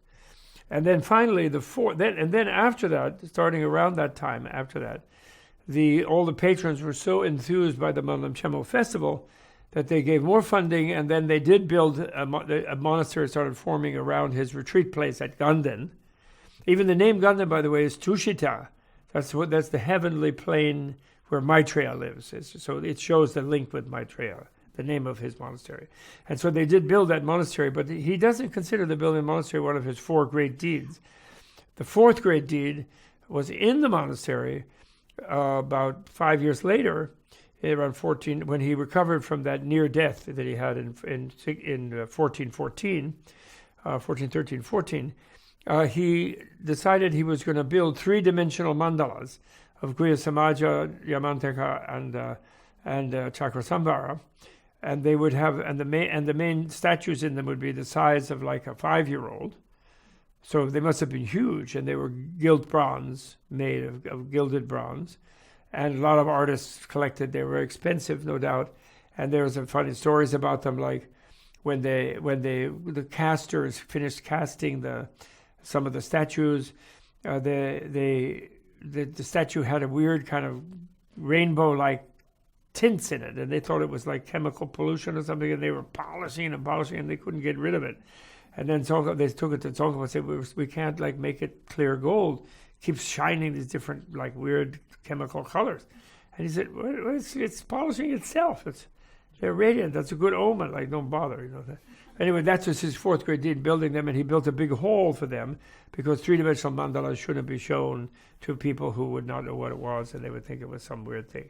And those are totally destroyed, of course. Who knows where it happened to them? It's really too bad. They must have been just amazing. And it's interesting, the name of the hall was Yangbajen, Vaishali in Sanskrit, which is the name of that city where Vimalakirti lived, where a lot of his tantras and where the medicine Buddha teaching was taught outside of Vaishali. So it's kind of very interesting, all these different omens. So that's about it. That's the main life of Tsongkhapa. I started with his total nirvana and the amazing visions that people had around him in that time. And then I walked through his being the Renaissance man, and how his teaching still today, basically they really are, His Holiness the Dalai Lama in India, he goes around all the time nowadays, last 10 years, maybe 15, and he's saying, well, you mustn't think of me as just the follower of some funny Tibetan sect of something called Tibetan Buddhism, although that's not wrong, but that's not really what I really am. What I really am is I'm a son of Nalanda, he says. And by that he means he's a product of his education, and his education is the great Buddhist monastic universities of India, which had a core curriculum that produced enlightenment. And then they also learned medicine and botany and art and literature and music, whatever other fields, the secular fields that were there at the time. And their medicine was amazing. It still is there. The Ayurveda is still practiced. And I think Buddhism really was the thing that really expanded Ayurveda in India to the lower castes, for sure. Brahmins are not going to go feel the pulse of some untouchables. You can't touch them, And so he that's for sure. That's a genuine thing. And so Tsongkhapa was built all these big monasteries, and the core curriculum of them with the great Indian masters, Dharmakirti, Chandrakirti, Haribhadra, Vasubandhu, Asanga, all the great masters of Indian philosophy and spiritual practice are in the core curriculum of those Tibetan monasteries. So, when the Indian government finally wakes up to it and they rebuild the monastery of Nalanda, the core curriculum will be the curriculum of Tsongkhapa's monasteries. They can't. They tried to do it without that. They tried to make one, thinking Chinese would give them money if they didn't have anything to do with Dalai Lama, and that was just silly. And it fell apart, that effort, by the Indians. And they didn't make me run it. They gave it to some sociologist from Harvard. Although I love sociology, but that's silly. Core curriculum of a Nalanda, you don't just go build a Columbia University or Harvard University in the dust in Bihar. You have the core curriculum has to be, the spiritual curriculum of the great Buddhist monasteries. And then you can have modern secular subjects, of course, around that. But then it's because really what universities should do, which our universities don't, except indirectly, for the occasional rare teacher, you have to build the moral character and the insight and the enlightenment and overcome the racism and the sexism and the stupidity of our fellow Americans. That's what the core curriculum is supposed to be about. It's not just about preparing you to get a degree to go to Wall Street and become a master of the universe. Not really. About it, too much gets to be like that, but it shouldn't be like that. Okay, any questions? I think that's pretty much the life of Tsongkhapa. Don't you think? So his legacy is right there. These three nice monastics, mendicants. Did you all get bhikshuni vows, or did you go to Taiwan and get them? No? They still have it in the Mahasangika lineage in Taiwan and South Korea. Yeah. They still have. Yeah, but not in Sri Lanka doesn't have, Burma doesn't have, Thailand doesn't have. One of these days. Maybe not my lifetime. Next lifetime then. Maybe next lifetime. One thing that one of the legacies is, if you learn, you have to live a life with death on your shoulder. Yeah. And that makes you much more alive. And then you're not afraid of death. And then you're going to carry on with whatever you need to do through death at some level or another, depending on variant levels of control. Our medical one of the disasters of our medical system is the terror of death that people have. That's really stupid because they're going to die anyway, and it's very bad. As we know, it's really bad to go into a new space or meet your neighbor when you're feeling a state of terror. You're not very sociable, and so you're not likely to find a good neighborhood in the next life. Because you would see a jail as a safe place. So you'd go get born in an imprisoned type of place. So terror sucks. Any question? I'm sorry, I have to stop talking. Yes. Yes. So I have a question. So basically we talk a lot about reincarnation. You have to speak kind of loud because I'm really hard of hearing, and this very nice gentleman, our techie. What's your name, sir, the techie? What? Surge? Heard? Like bear. Oh, okay. Okay, I'll get it later. Yeah, okay, what's the question? Please, and speak into the mic. I see. So my question is that we talk a lot about reincarnation. So basically, I think I was reading an article today about someone say that you can have a Buddhist theory, Buddhism without reincarnation, a belief in reincarnation. So what do you think about that? Well, I think you can have anything you want. First thing. But second, reincarnation is not a theory or a sort of fantasy. And it's not reported by Buddha and all thousands and tens of thousands of Buddhist masters. It's not reported by them as a sort of mystical theory that does not have evidence, in other words, and that you must believe. It's reported as an empirical fact that there is evidence for that can be discovered. And Some people say that, and even some lamas have in the past, like Thurman Rinpoche. He tried to say that the Book of the Dead was just about psychological states. But that's because he's dealing with people who are secular and they're very resistant to this idea, and they think that reincarnation must be a blind faith thing. But it isn't, actually. There's a lot of evidence for it. A lot of people, you yourself can go to hundreds of therapists, probably in San Francisco. I know some in Los Angeles, Chicago, New York, who do very mild hypnosis, and you can have a past life regression, and you can remember the time when you were born in Kyoto in a Zen center, or in Tiantai Mountain in China, or wherever, or Wutai-Shan in the Manjushri Holy Land in China, and or in the wonderful monastery in Korea, and you can easily do that. And the main thing about that is, here's the main thing that finally I can announce to you after 40 years of thinking about it and arguing about it with people. Guess what the most blind faith belief in history is? Just guess. Do you think it's God? No. That's not as blind faith as the one I'm about to tell you about. The most blind faith is to believe that you can be nothing. Because nobody ever discovered nothing.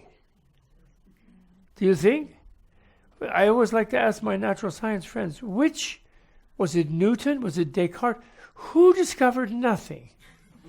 Not only that, which guy got a Nobel Prize for nothing? And also, who is ever going to discover nothing? You guys are supposed to be only empirical evidence. You don't believe stuff by dogma. But actually, nobody has experienced nothing, and there's no evidence for the existence of nothing, because there is no such thing as nothing. That's what nothing means. Therefore, it's not a destination. There's no way you can be nothing, because nothing can be nothing. Or rather, you could say only nothing can be nothing. Right? It is nothing. It can't really be it. Right?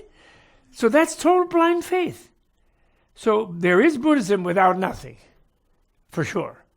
That's easy, because nothing is nothing you miss. Because you couldn't have it. Everything is without nothing, because there is no nothing. You get it? So therefore, always something is something else. So they have the law of conservation of energy, right? That energy is never destroyed. It only changes form. They have entropy. They're scared of, entropy, that was really bad stuff.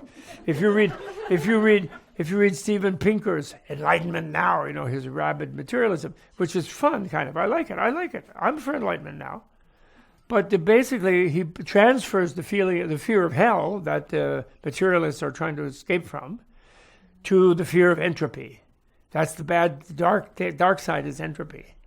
But even entropy is not destroyed. It's just lurking in a formless state for a long time, kind of.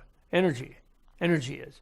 So that's one thing, Then the second thing is, then they go on about, how can a non-material thing relate to matter? That's the next big stumbling block for your natural scientists. And I've been talking with them for years. But then, you know what? I looked up in a book. You realize that energy is not matter. Therefore, E equals mc squared.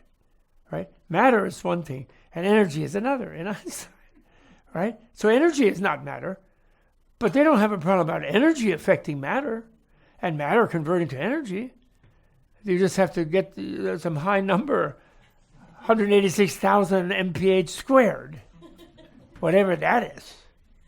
So that's the same problem. Mind is energy. And once energy is never destroyed, that means your mind is never destroyed. It can deteriorate, it can become diffuse, but then someday what is diffuse will come back together again, or it'll come together with other things. So the natural, intuitive, common sense thing is the continuity of subtle level of energy as well as coarse matter. That's a natural thing. And the people who think, who because they're scared of hell, they're scared of future life, they even convince themselves that they're brave. Like, did you ever see the movie Pierrot le Fou? Pierrot the Madman? It was Jean-Paul Belmondo. And he was like a gangster, and he was like chasing French car chases, and with the mafia, drinking coffee and smoking gold bars and the whole thing, and very dashing, existentialism, Camus, And then it ended up where he had a bunch of sticks of dynamite around his head. And he was smoking a cigar, and then he lit the fuse of the dynamite, and then the screen went white. And that's considered brave. What's brave about it? When a dentist is drilling Jean Belmondo's tooth or Camus' tooth, they're happy to be nothing, be unconscious. And they're very happy. Give me them, Novocaine. So what's scary is a future situation that you have no control, where you're driven by impulse, by random circumstance, and you have no control over that situation. That's what's scary. And that's why they bravely threw up a defense of, I'm going to be nothing at death, in the 17th century.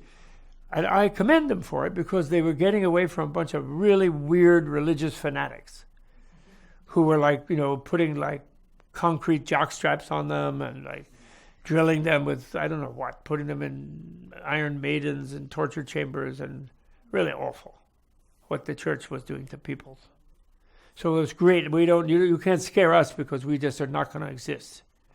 That's a sense like calling for anesthesia in the dentist chair. It's a really smart thing. I'm all for it. But unrealistic? Certainly. Unrealistic. What do you think?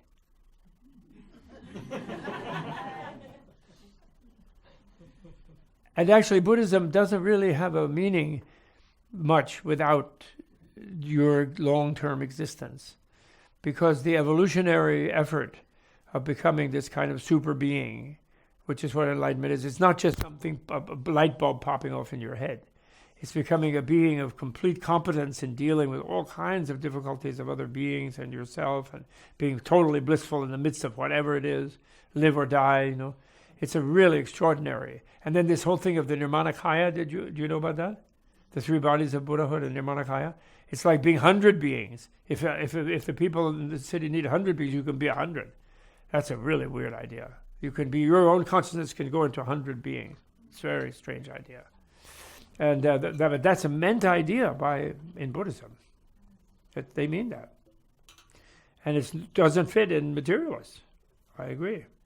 But the materialists are the ones in the blind faith, the dogma of being nothing at death, which is no evidence for, zero evidence.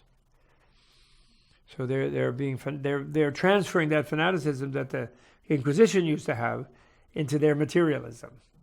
Yeah, and they'll bust you. They won't give you tenure in a chemistry department. I have a friend who was chairman at Columbia. I have a friend who's a Jewish guy, really nice guy, Bob Pollack.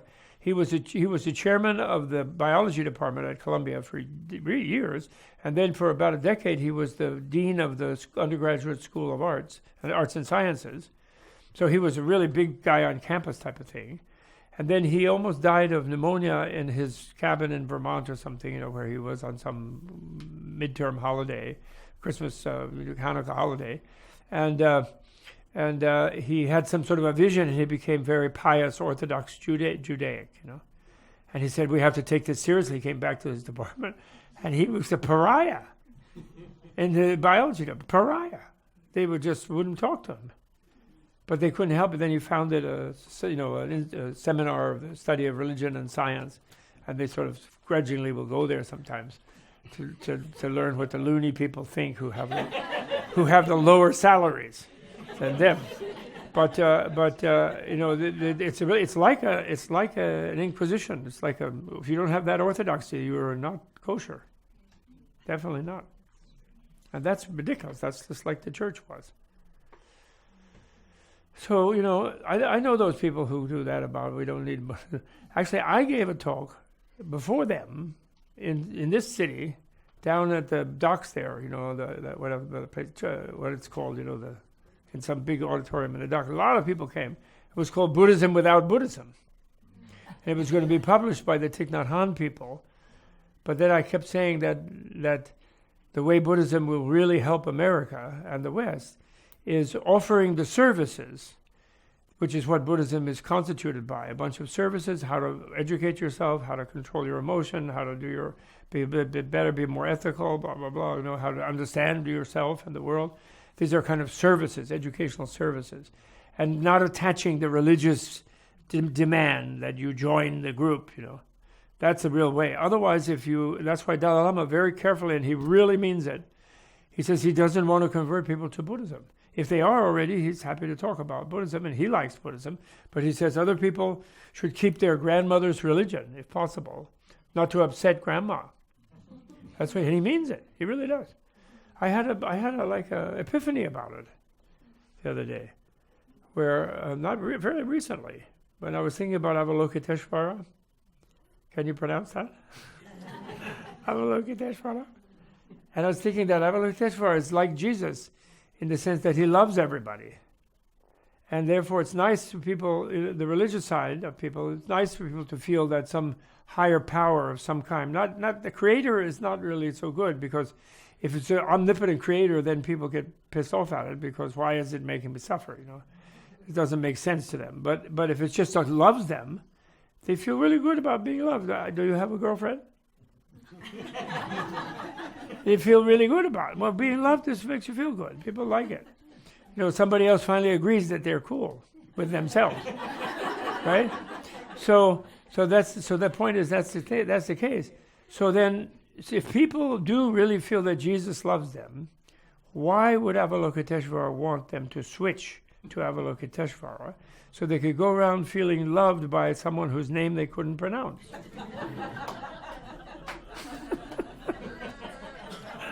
That was I had that. So that Dalai Lama is really sincere about it.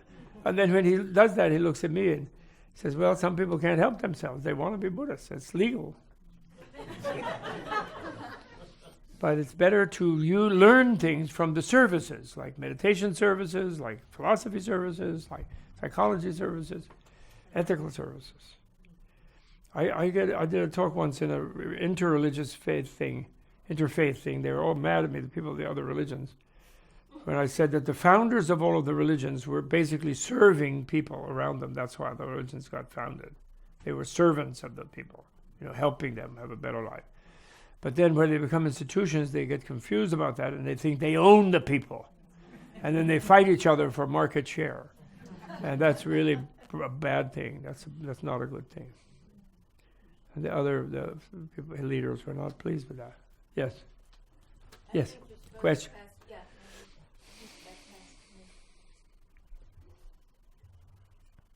Hello.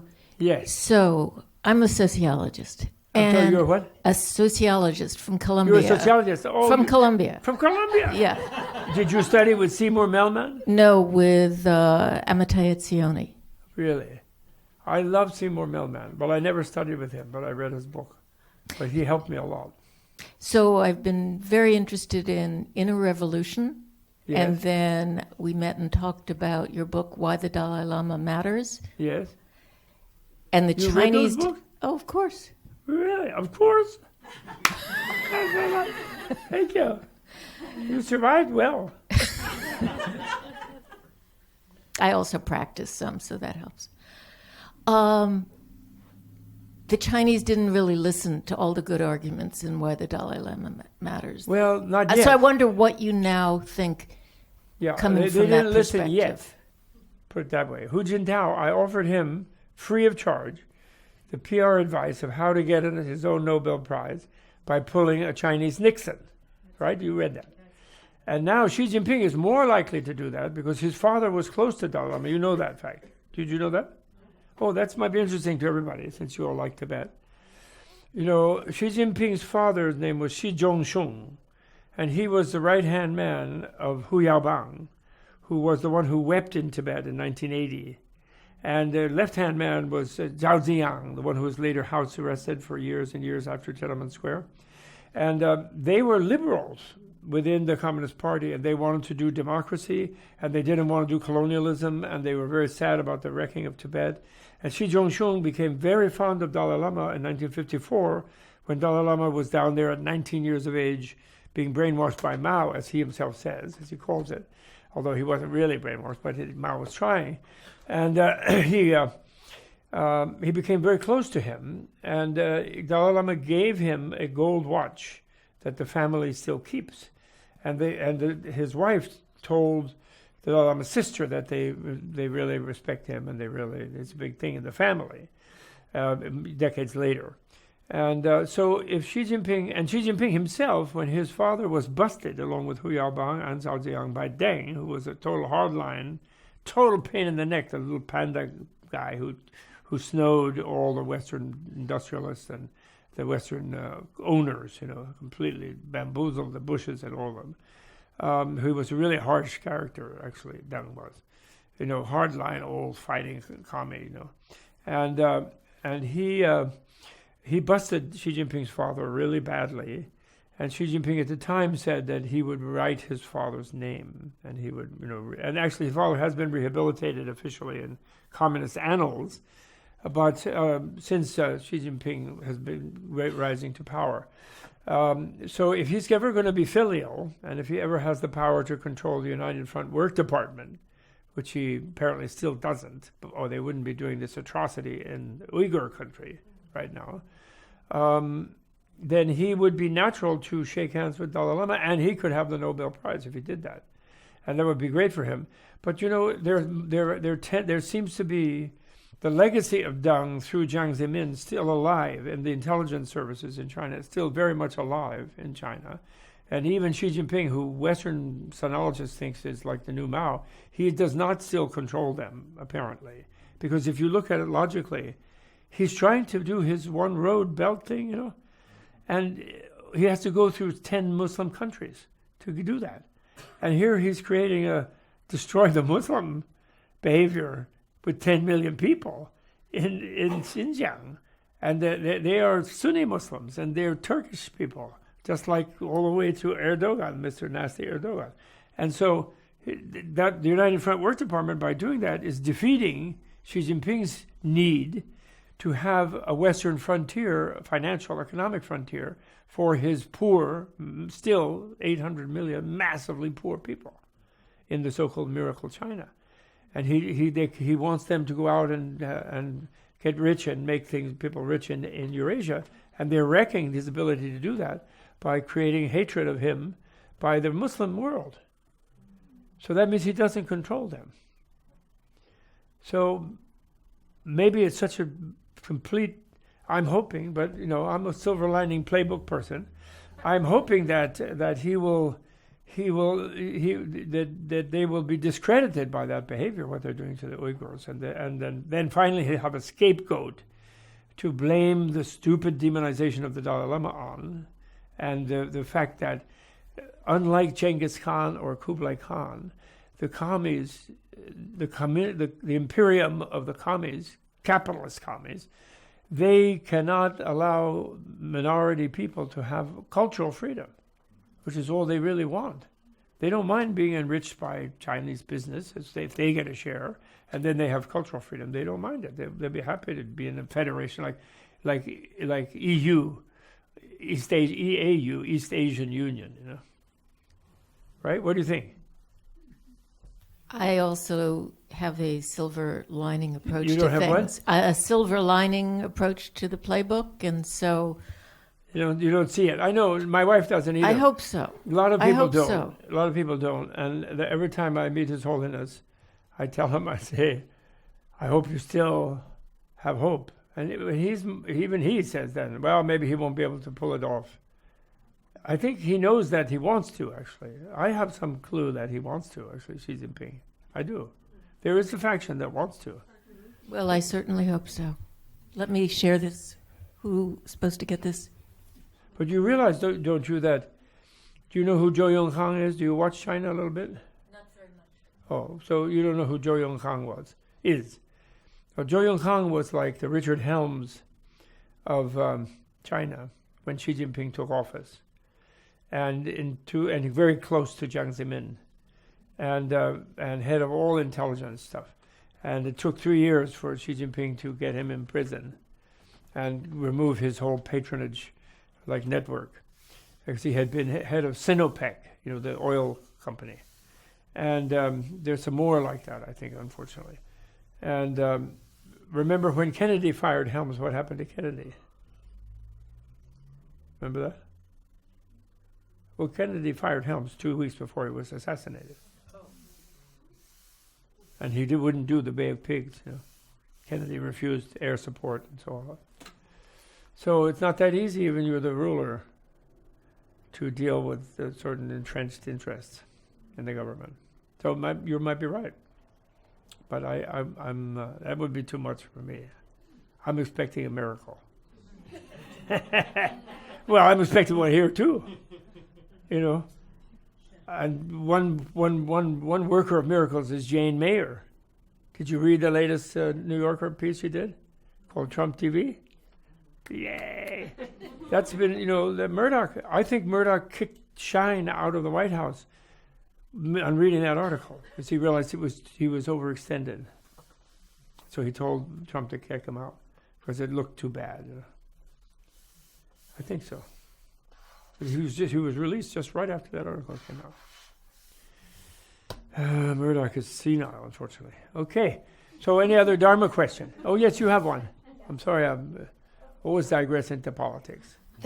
First of all, thank you so much. It's always What's that? First of all, thank you so much. It's always a pleasure to hear from you. And I couldn't really hear.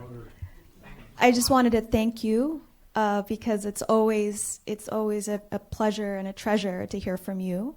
My question is that you mentioned that Manjushri said that Tsongkhapa's main role was to bring practices that are for the relative world, not about emptiness. Oh, no, that's not his main role. No. He told Tsongkhapa that was his main job this generation. Right. Because he said Chandrakirti had really emphasized the void side. Right. So he wanted Tsongkhapa to emphasize the vision side, the conventional side. Right. And I'm wondering what practices that we can link to Tsongkhapa for those. Well, for example, I mentioned that very briefly, but that's a very interesting point. And there's a wonderful book by one former student of mine and now colleague, Thomas Yarnell, his name, Yarnall. It's still available through Columbia Press. No longer through them. We moved to Wisdom Publication, but you can find it in libraries and things. And it's the creation stage section of Tsongkhapa's Ngagrim Chemo, or Great Stages of Mantra Path. And in that, Tsongkhapa shows he marshals many arguments and many reasonings and demonstrations and supportive references from treatises and things, Indian treatises, that the creation stage or generation stage is essential to success in the perfection or completion stage. That without it, the idea of I'm not patient with that, I'm going to jump straight in, I'm advanced, I know about emptiness, I'm going to just go do Vajra recitation, or I'm going to do mind objective, or I'm going to do magic body, this kind of thing.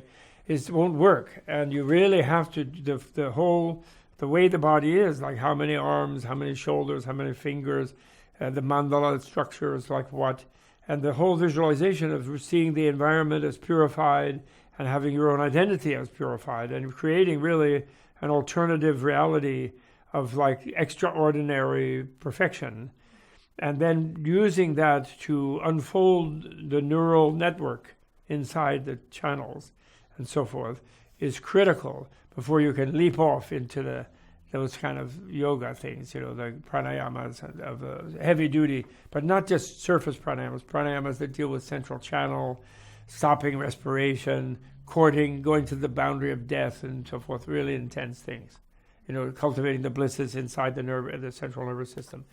And he makes these arguments showing that even in his day, you had a lot of people who were attracted to what seemed much easier, really, like just space out. Just do the space yoga. Oh, you don't need to borrow all that stuff, So that's a similar thing. This one student, Tom Yarnall, he did his dissertation, and it was the most creative dissertation I had in the 28 or 30 that I managed to manage. And it was called The Emptiness That Is Form. So it's like emphasizing that side. It's like he at the tantric level, Tsongkhapa is doing that, in other words. By bringing the creation stage into its full usefulness, and essentiality in the path, because it is very. I don't know if you've ever been initiated in any tantric mandala, and then the process of learning how to visualize that is very complicated. And it's like you have to go to art class. You draw pictures of the door, of the ornaments up on the rafters. You're like an architect, and then you learn to visualize this kind of hologram around you, etc. And you do your shamatha and vipassana in a sort of artistic way, And you have to have a basic inferential knowledge of emptiness to do it, to safely do it, because it makes you realize that everything that you perceive is a construction, actually. Even the ordinary reality is a construction. You forego what they call the pride of ordinariness, and you come up with the pride of the extraordinary. And then doing that gives you a sort of safe space where you can then begin to unfold the inner sensitivities. That we armor them off, we shut them down, the inner sensitivities and feelings, because we fear, in ordinary reality, we fear pain, So that's an example of that, And the other example that's a very outstanding example at a more less exalted level is the unification of logic and reasoning and inference with direct perception. So, in other words, it's the rehabilitation of conceptuality, actually. Because the simplistic thing, and in fact, the way Zen was taught in the West, mostly, and even in China and Tibet to a great extent, was the simplistic thing of just, since the high realizations are intuitive, that is to say, unmediated by concepts, the way to get there is just throw away your concepts. But that's considered wrong in all the great Indian treatises, because when you do that, you can suppress your thinking superficially, and you can then enter states of mind, non-conceptual states of mind, and some altered states you can get into. But when that ceases, then your underlying conceptuality of egocentrism and a sense of intrinsic reality of the self and all these things, they completely reassert themselves.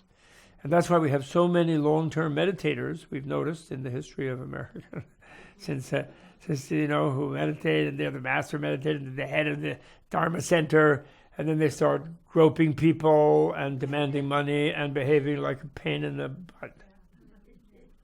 Don't they? Not all of them, but there's quite a few. And that's because they did not, it's like you don't just take a Gordian knot and slash your conceptuality. You use conceptuality to unravel negative conceptuality, and conceptuality brings you to the brink of deep experience. And even as you can see in the example I gave about Tsongkhapa's the root of his achievement, to the brink where even when you're not surface thinking, your mind is still investigating, and you investigate even an experience of emptiness. A real experience, you feel like you disappeared. But your mind doesn't stay content in being disappeared and settle on that and identify it and then later remember it as having been in the absolute. Because you realize that any notion of being in the absolute is an incoherent conceptualization. The absolute cannot be a location. Right? That's why they say, Buddha, when in enlightenment, he said profound, peaceful, uncomplicated, clear light, and uncreated. Not something made of the cause like a meditative experience that I got there because I made it like a causal state. Uncreated means it always was there.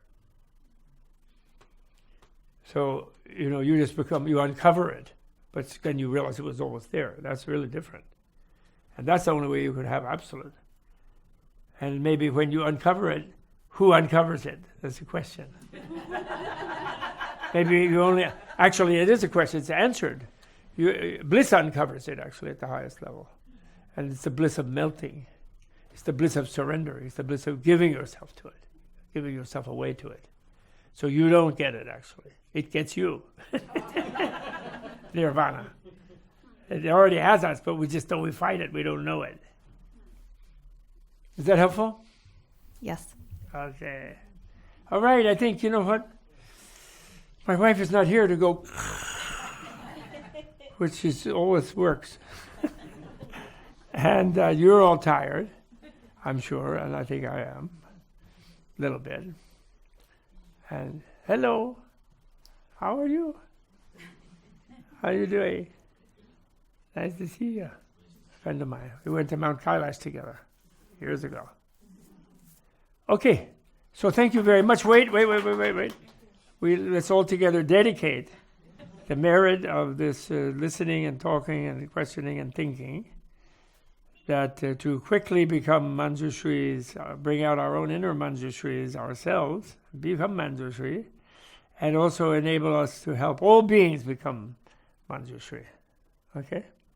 So we have to dedicate the merit, right? Thank you. Okay.